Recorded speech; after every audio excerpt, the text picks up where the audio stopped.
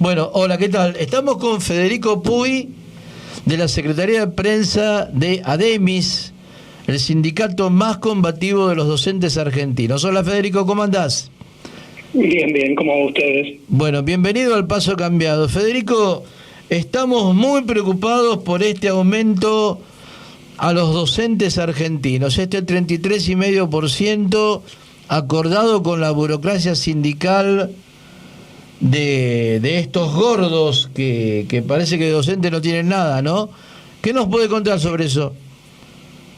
Sí, tal cual, porque la verdad que terminaron cerrando a nivel nacional un acuerdo que no fue consultado ni con ninguna seccional, ni con ninguna asamblea de base, ni nada, y está en consonancia con el ajuste que está pidiendo Sergio Massa a nivel nacional, que es ponerle un techo a las paritarias del 60% en cómodas cuotas, cuando la inflación de enero, por ejemplo en la Ciudad de Buenos Aires, ya fue del 7,6% y a nivel nacional fue del 6%, es decir, un aumento salarial que va a terminar licuado por la enorme inflación. Ahora, este ataque a los trabajadores y las trabajadoras, mientras no tocan ningún interés patronal y nosotros recibimos todo el ajuste.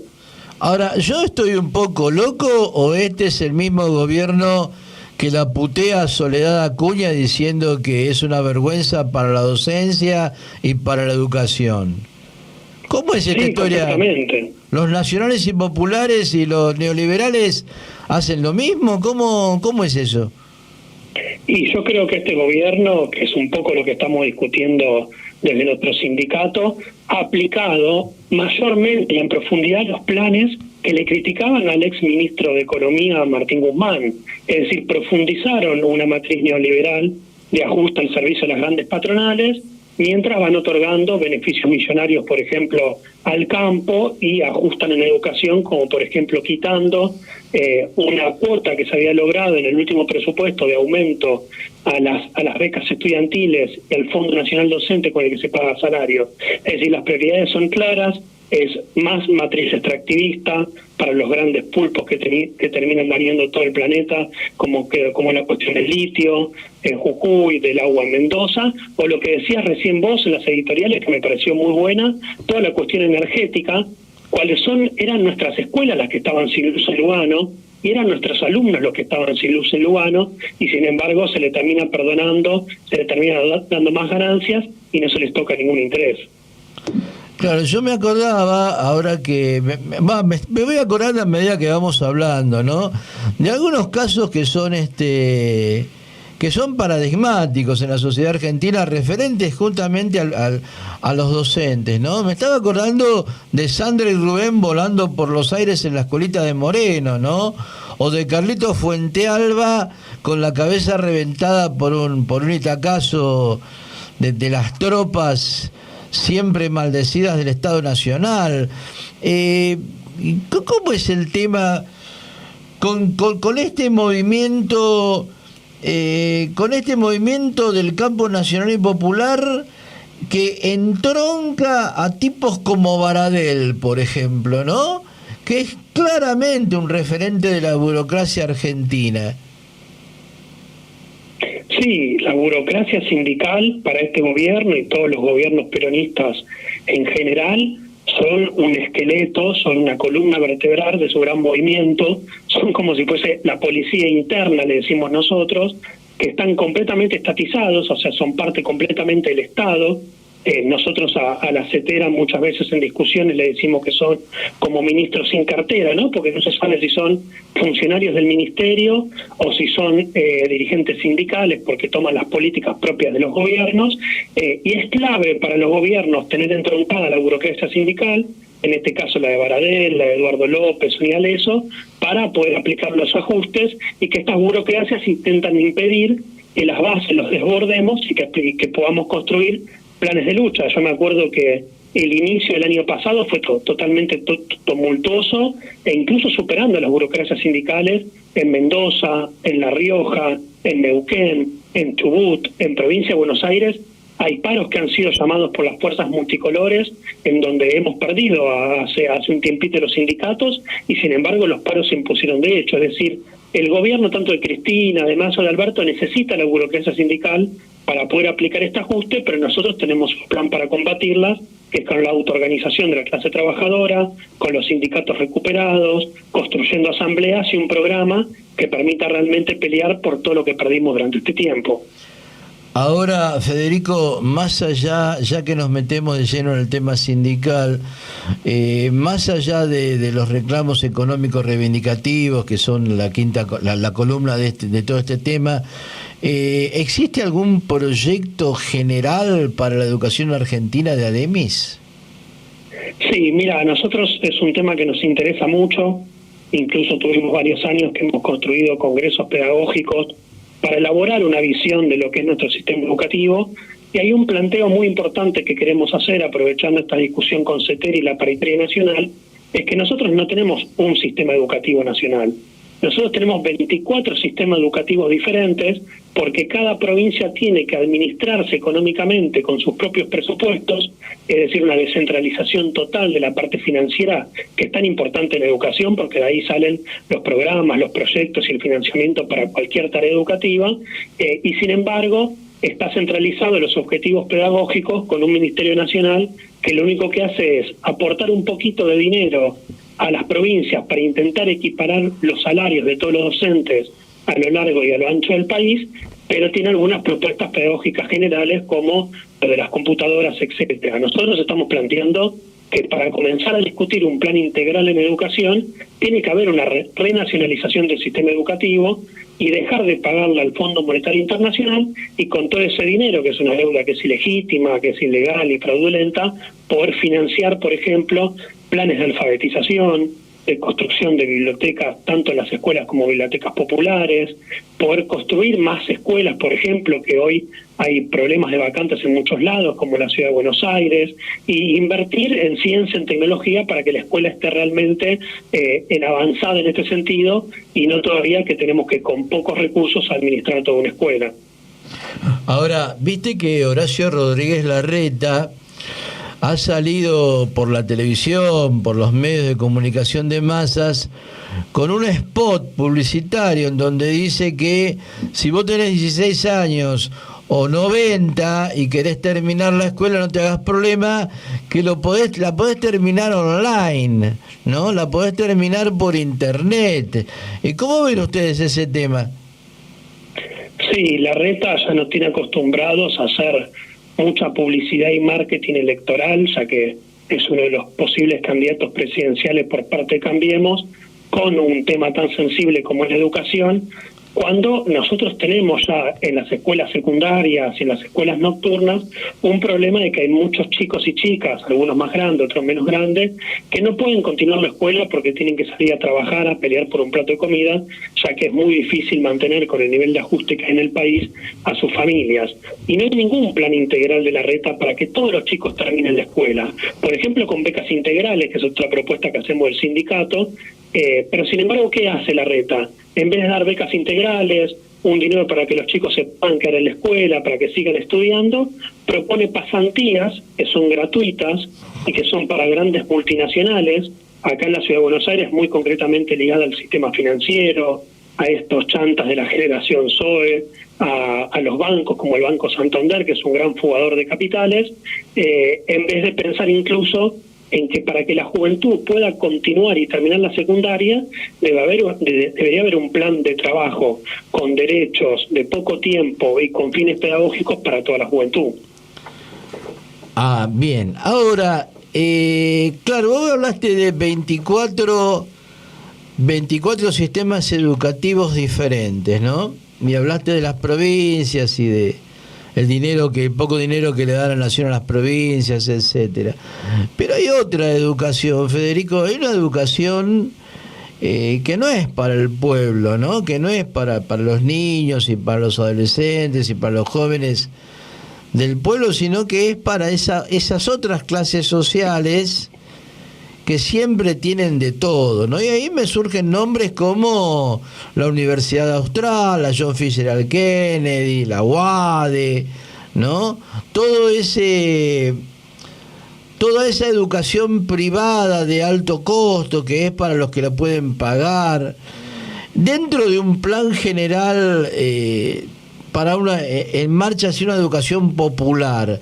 ¿no tendrían que ser confiscadas todas esas instituciones? ¿Ustedes cómo lo ven? Sí, totalmente. Hoy el sistema educativo argentino tiene una oferta completamente dualizada.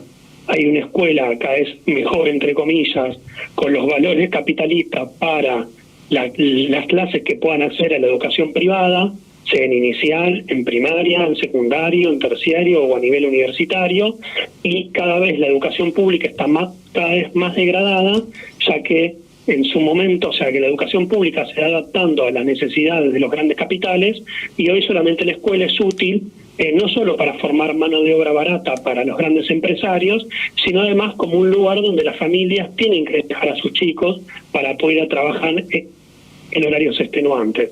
Que haya una quinta hora, por ejemplo, de clases en la educación pública en diferentes provincias, habla más del régimen escolar ligado al mundo trabajo capitalista que otra cosa. Para nosotros debería existir un sistema único que tendría que ser estatal, que tendría que ser laico, y además también nosotros queremos agregar un debate que debería ser autoorganizado por las familias, o sea, donde vos los temas de contenido, de las necesidades que haya en cada comunidad, de los deseos o lo que fuese que esa comunidad educativa tenga interés, debería ser discutido asambleariamente junto con los docentes y todo el personal educativo para pensar que incluso la escuela pública, por más que pidamos más presupuesto o la defendamos ante ataques completamente reaccionarios como los mal llamados libertarios o la derecha de Cambiemos, tampoco la escuela pública hoy la escuela pública representa los intereses de un sector dominante en Argentina, que es el sector de la burguesía, que tiene las riendas del Estado y usa la escuela para sus propios intereses. Bueno, nosotros no solo defendemos la escuela pública, estaríamos a favor de que haya un sistema único y estatal, sino que además queremos dar la vuelta y que está al servicio de las necesidades de las grandes mayorías. Correcto. Estábamos hablando hace un rato, no sé si escuchaste, con Irma Caupán, de la comunidad mapuche, de la nación mapuche, y a mí se me planteaba el tema de los idiomas, ¿no? El tema de la lengua. Por ejemplo, hay mucho debate sobre el lenguaje inclusivo, ¿no? Si el lenguaje inclusivo sí o el lenguaje inclusivo no. Y me parece muy bien. Ahora, los idiomas por los cuales se sigue optando son el inglés, el francés, el portugués, pero del mapundún, por ejemplo, nadie dice nada, ¿no? De los distintos idiomas de las distintas comunidades indígenas y ancestrales de nuestro país, nadie plantea nada. ¿No habría que incluir dentro de los programas de estudio los idiomas de los pueblos originarios? Desde ya, no solo en las propias comunidades, que seguramente así se relacionen, así se hablen, así dialoguen, sino que además debería ser puesto en discusión en todas las escuelas del país. Hoy está bien, porque la escuela está al servicio de formar para el mundo trabajo capitalista, entonces si vos no sabes inglés, parecería que no podés acceder al mercado del trabajo. Yo quisiera aprender inglés como francés o el idioma de las comunidades mapuches por simple interés o también por necesidades según la región donde esté la escuela. Pero obviamente la escuela estatal es bastante contraria a los intereses de las comunidades originarias, que no solo tienen otro idioma, otro dialecto, sino que además tienen otras cosmovisiones y otras formas de organización. Hoy la escuela pública es la bandera argentina, son los signos patrióticos y los idiomas que vos decías, y está como si fuese algo completamente homogéneo, cuando no es lo mismo una comunidad quichua o aymara en el norte argentino, como una comunidad mapuche en el sur, o lo que fuese de esas comunidades como los Pom en Chaco. Es decir, una escuela debería representar los intereses de esa propia comunidad y que se hable el idioma que se quiera hablar y se discutan los contenidos que se quieran discutir. Por ejemplo, en las comunidades mapuches, muchas veces las escuelas también están ligadas a una forma de trabajo comunal que es muy distinto al trabajo que conocemos nosotros, por ejemplo, acá en todo el ámbito metropolitano. Es decir, la escuela debería representar esos intereses y no otros. Correcto. ¿Cómo ves el inicio de clases entonces en este año 2023? ¿Va a ser un inicio de clases tumultuoso? Mira, ahí estamos todavía en discusiones. Ayer tuvimos una reunión muy importante a nivel nacional con diferentes sindicatos y organizaciones de docentes en diferentes puntos del país, y la situación es crítica en muchas provincias. en Neuquén, en Formosa, en la provincia de Buenos Aires, de algunas de las regiones que se conectaron a esa reunión. Nosotros vamos a plantear, incluso lo uno con lo que vos recién traías del caso Fuente Alba, es un no inicio de clases, porque también el 1 de marzo empieza una nueva etapa del juicio de Carlos Fuente Alba, y nosotros queremos buscar que se haga justicia efectiva sobre todos los responsables políticos e intelectuales del asesinato de nuestro compañero en plena represión en Neuquén. Y esto va de la mano de un desfinanciamiento educativo, de salarios a la baja, es decir, un conjunto de cuestiones y de muchas reformas educativas a nivel provinciales. Cada gobierno provincial está tirando los intereses de la educación hacia donde tiene más interés económico. En Jujuy con respecto al litio y a las empresas Ledesma, en Neuquén respecto a Vaca Muerta, y así en diferentes provincias. Es decir, queremos una discusión general. Nosotros desde ADEMIS vamos a tener una asamblea mañana a las 6 de la tarde en el Normal 4, donde vamos a discutir un plan de lucha que probablemente sea el de no iniciar las clases con un paro y una movilización, y una nueva asamblea, porque nosotros consultamos siempre y nos valemos nuestras decisiones base, los mandatos de base y los delegados que tenemos. Perfecto. Mira, yo tengo una idea, Federico, a lo mejor vos la compartís, no sé. A mí me parece que el gremio docente, los docentes y las docentes en sí, forman parte de los sectores más combativos, más movilizados de nuestro pueblo, ¿no? Siempre que empieza el año, siempre están los docentes haciendo punta con las luchas populares, etcétera, etcétera. Sin embargo, a lo largo de los años, es como que todavía no se han podido sacar de encima a esa burocracia sindical. ¿Qué es lo que pasa de fondo en el gremio docente, que esto no despuntó hacia conducciones combativas mucho más masivas? Y yo creo que hay varias respuestas, pero está muy buena la pregunta, porque evidentemente uno de los problemas más grandes que tenemos para poder extender nuestra combatividad son estas burocracias sindicales, que aparte hacen de agentes del propio Estado. Hay experiencias muy buenas, por ejemplo, en la provincia de Buenos Aires, de haber recuperado y dirigido un tiempo largo los SUTEBAs, que ahora algunos se perdieron. Todavía tenemos el SUTEBA Tigre, el SUTEBA Bahía Blanca, que son todavía resguardos de estos sectores combativos que han logrado mantener sus sindicatos, pero sin embargo, incluso sin tener la conducción del SUTEBA Matanza, a fin de año los paros convocados por la oposición fueron muy altos. Es decir, hay algo latente ahí en la docencia. Lo mismo pasó en Mendoza, por ejemplo. Nosotros veníamos de dirigir lo que era el SUTE, el Sindicato Único de Trabajadores de la Educación de la provincia, que se perdió en manos de la burocracia sindical. Se hizo una experiencia muy rica de organización por parte de los sectores combativos, y sin embargo el proceso de lucha salarial que se ve el año pasado tuvo momentos de desbordes también.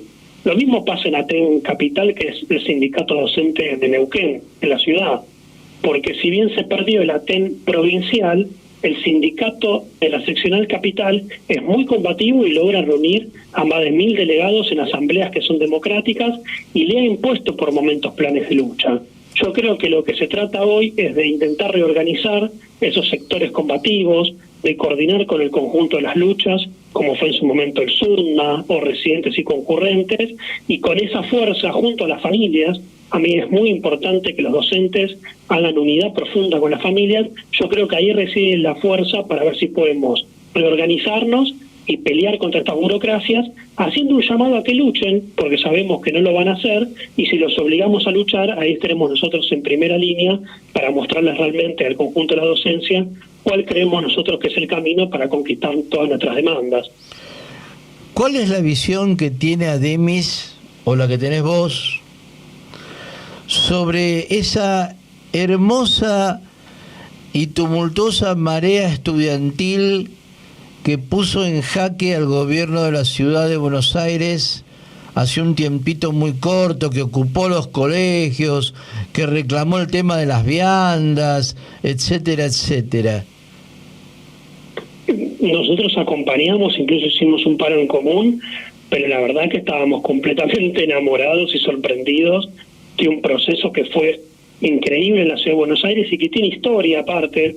hubo varios momentos de alza estudiantiles, de tomas de escuelas por reclamos totalmente legítimos, y que desató una marea. Yo me acuerdo que esa marcha que fuimos hasta la jefatura de gobierno y en Parque Patricios, era, no sé, de 10 cuadras de cola de estudiantes secundarios que con sus banderas y sus cánticos entusiasmaban incluso la docencia, que muchas veces está un poco más pesada o le cuesta un poco más reorganizar sus propios planes de lucha. Los estudiantes secundarios fueron un gran ejemplo. Yo, por ejemplo, estoy en una escuela normal 5 en Barracas, que cuando se tomó la escuela, nosotros íbamos junto con ellos, hacíamos las comidas, nos organizábamos, intentábamos difundir sus denuncias. Yo creo que es la mejor manera, esta unidad obrero-estudiantil de docentes y estudiantes, y junto a la familia, yo creo que ahí reside la gran fuerza social y política para imponer los planes de lucha a estas burocracias y superarlos, y además también para tirar abajo algunos planes del gobierno, porque en secundaria no solo se discutía el problema del edilicio y las viandas, que eran como el motor central. Se discutía que no se aplica la educación sexual integral en todas las escuelas, se discutía el problema de las pasantías, donde había escuelas como en Lengüitas, por ejemplo, que enseñan idiomas, iban a una fábrica de sándwiches a aprender el mundo del trabajo, o otros que lo llevaban a Rappi como el Comercial 5. Es decir, hay una serie de demandas que es entre lo educativo y lo social, que es una levadura muy fuerte para poder plantear todo esto. Mira, había una canción que empezaba diciendo algo se está gestando, ¿no? Lo siento al respirar. Hay como un aire raro y nuevo en la ciudad, sobre todo a partir de las luchas de los concurrentes y residentes en la salud, de ustedes, de los estudiantes, de los vecinos que cortan la avenida porque les cortan la luz. O sea, se han dado una serie de luchas y se vienen dando una serie de luchas en la ciudad de Buenos Aires que parecerían preanunciar el fin del reinado de Cambiemos en la ciudad. ¿Ustedes cómo ven ese proceso? ¿Es algo que se me ocurre a mí o hay algo detrás? No, evidentemente esas grandes editoriales sobre la hegemonía amarilla en la ciudad de Buenos Aires, primero con Mauricio Macri, el expresidente, y después con Horacio Rodríguez Larreta, está llegando a un punto muchísimo más contradictorio. No solo políticamente, porque están perdiendo ante el avance por la extrema derecha de los libertarios, sino porque además está agotado un modelo de ciudad que excluye a millones a vivir en las villas sin agua, sin luz. Este miércoles hay un nuevo corte en la Villa 21-24 en Barracas, porque hay varias zonas que están sin agua. Es decir, un modelo de ciudad donde los trabajadores de la salud tienen que estar decenas y decenas de horas trabajando en los hospitales, pasando la noche, trabajando en guardias de 3 o 4 noches seguidas, gente que tiene que operar o trabajar con la salud en condiciones de total precariedad, que es muy parecido a lo que nos pasa en las escuelas, que tenemos que trabajar 2 o 3 turnos para llegar a fin de mes, y todas esas luchas empiezan a emerger también con un pensamiento que no es solo sindical, en el sentido de las reivindicaciones que pueden tener cada sector, ¿no? Que puede ser salario, condiciones de trabajo. También hay una idea que hay que enfrentar a la derecha, que para enfrentar a la derecha no se puede solo con discursos, con tuit, o como dice el gobierno nacional, que para enfrentar a la derecha hay que poner a un superministro como Sergio Massa, un gran aliado del imperialismo, sino que se muestra desde abajo que podemos pelear junto con sectores trabajadores en forma independiente, las organizaciones que nos acompañan, el Frente de Izquierda que nos acompaña siempre en estas movilizaciones. Es decir, de manera independiente yo creo que hay ese caldo de cultivo que vos decías. Ahora sabemos que todavía no alcanza. Están los trabajadores del subte, los trabajadores estatales, los trabajadores telefónicos, los aeronáuticos.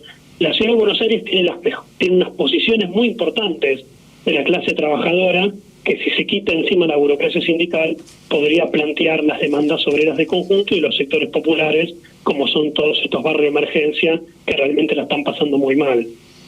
Ahora, vos hablaste de la derecha, ¿no? Y a mí me viene a la cabeza, como no puede ser de otra manera, el delincuente de Milei, ¿no? Uno lo toma a Milei por hay sectores, sobre todo algunos sectores de la juventud discapacitada mental, con todo el perdón de la palabra, porque los discapacitados mentales son compañeros que están enfermos, pero estos están enfermos de otra cosa. El sector de Milei está pensado, de cierto lado, como un tipo que rompe con la política tradicional, ¿no? Como un rebelde, ¿no? Un rebelde nazi, ¿no? No un rebelde de otro tipo. Ahora, del otro lado, ¿no? En la izquierda argentina, ¿habrá compañeros y compañeras que pateen la puerta como patea Milei? ¿Vos cómo lo ves eso? Porque también existe la visión de que hay sectores de la izquierda, y no voy a hacer nombres, que están como domesticados, ¿no? Como que, bueno, están apachurrados dentro de lo que es la institucionalidad. ¿Vos cómo ves ese proceso? Si es que existe. Sí, mira, yo creo que se empezó a instalar esa idea, que aparte es un libro de un reconocido intelectual en Argentina como Stefanoni, de que la rebeldía se volvió de derecha o se volvió para el lado de los libertarios, pero nosotros sabemos que con estar un poco más despeinado, como decías vos, sí, con algo de rebeldía en los medios, en Twitter, decir que uno va a quemar el Banco Central, que hay que dolarizar la economía, etcétera, que son discursos mediáticos muy fuertes, porque evidentemente también a otros sectores de la política argentina le conviene que Milei crezca para quitarle votos a otro sector de derecha como es Cambiemos. Yo creo que se instala en la agenda mediática y se va corriendo a derecha, pero después Milei no está en los sindicatos, no está en los centros de estudiantes, no está en las escuelas, es decir, es un fenómeno ideológico electoral que además la mayoría de las encuestas hoy están diciendo que tiene un techo que es el que están llegando, de un 20%, un poco más, un poco menos, es decir, tampoco que está extendido nacionalmente a todos los sectores y todos los sectores de clase en Argentina. Ahora, la izquierda, en contrapartida a la derecha como Milei, ha representado las principales luchas obreras de este último tiempo, como te nombraba antes, el SUDNA, por ejemplo, lo que es residentes y concurrentes, claro, el movimiento piquetero, o sea, como que estuvimos en escena en las calles, y ahora obviamente también vamos a plantear una ofensiva electoral en el terreno electoral, pero de lo que se trata es de ir construyendo ese polo de independencia de clase que cobre fuerza en los sindicatos, en los centros de estudiantes, en los barrios. Nosotros hemos estado en Guernica y en primera línea resistiendo la represión de Sergio Berni, que son familias autoorganizadas, en sus propias asambleas permanentes. Es decir, la izquierda tiene una organicidad que patea el tablero siempre. La lucha del neumático puso en vilo la discusión inflacionaria y el techo salarial que se quería implementar en ese momento.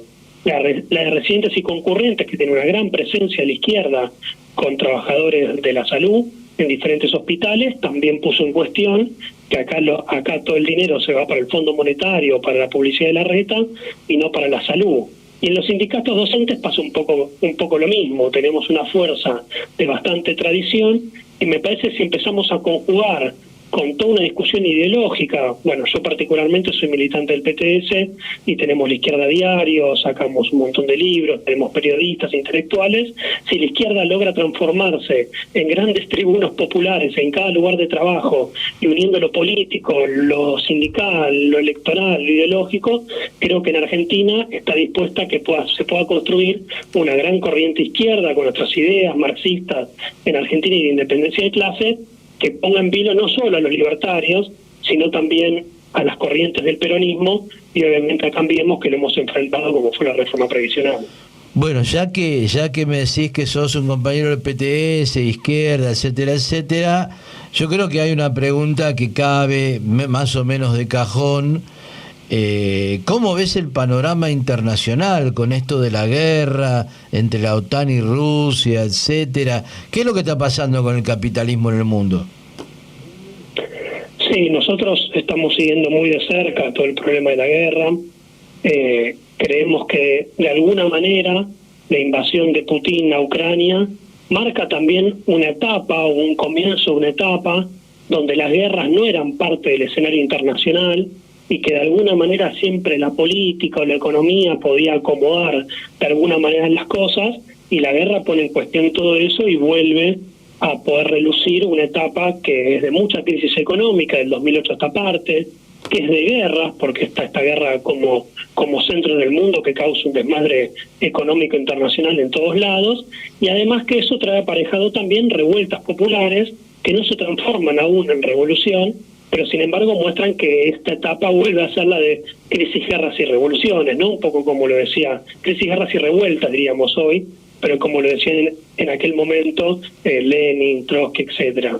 Porque no solo está la guerra, sino está la lucha de clases en Francia contra la reforma previsional de Macron, está la gran huelga en Reino Unido, con decenas y decenas de sindicatos haciendo entrar a la clase obrera con todo, contra el fin de esta idea de que la clase obrera no existe más y que solo hay perdedores de la globalización, y está entrando en escena con sus propios sindicatos y posiciones.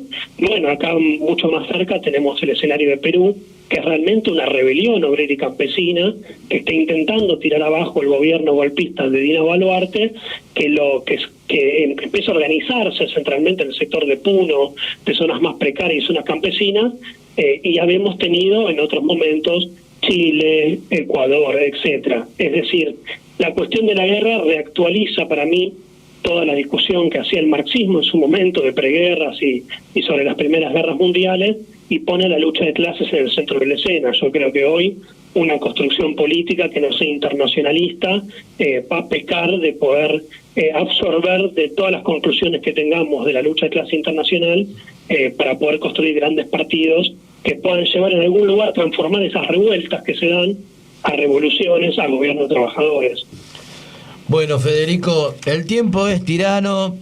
Te voy a pedir, por favor, que si hay algo que no te pregunté o algún tema que no traté con vos y que vos lo quieras hacer ahora, bueno, el momento es este. Dale. No, la verdad que un gusto estas entrevistas porque realmente podemos dialogar y me quedo pensando cosas nuevas sobre las construcciones que hacemos y estos procesos de lucha, así que la verdad, ninguna otra pregunta más. Fue muy bueno. Bueno, muchísimas gracias, Federico. Te vamos a volver a llamar seguramente a lo largo del año y bueno, toda la furia y toda la fuerza en ese movimiento docente, clasista, antiimperialista, antiburocrático, etcétera, etcétera. Un gran abrazo a vos y a todos los compañeros. Dale, un abrazo a ustedes, gracias.